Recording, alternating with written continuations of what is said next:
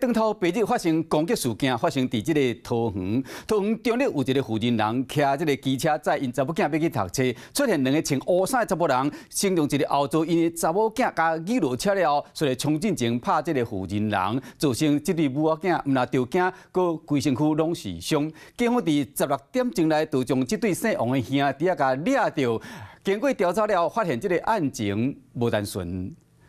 负责人骑奥特曼载查某囝上课，倒出社区停车场的大门口，后一秒，一个查某人向冲过来，对伊坐后边的查某囝大力甲叫，还因查某囝是规个人倒向下摔倒在地。同一个时间，另外一个查某人对这个女骑士是一直甲拍，两个人犯案了后是赶紧逃走，边仔民众全部拢惊一个，唔敢跳出来斗相共。我觉得现在的人心惶惶防不胜防啦，什么时候走路会怎么样，你也不知道。昨透早7点外，桃园市中立的6公之街，当头白日发生着攻击事件。警方接到通报，调200几个监视器，16点钟内就将嫌犯逮捕。循线将王姓兄弟党依伤害、妨害自由及毁损等案带回调查，后续朝组织犯罪移请地检署扩大侦办。要过到底是什么款的冤仇，互嫌犯专工埋伏伫徛街攻击无囝？嫌犯家己讲，互攻击的负责人要和因的朋友发生着冤家。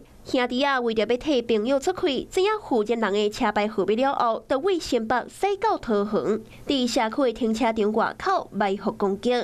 不过警方对这个讲法是真怀疑。犯案的兄弟啊，真艰苦，伫逃走的过程佮换车牌，想要比对查。无仔规身躯拢是刺伤，不过坚持无甲人结冤仇。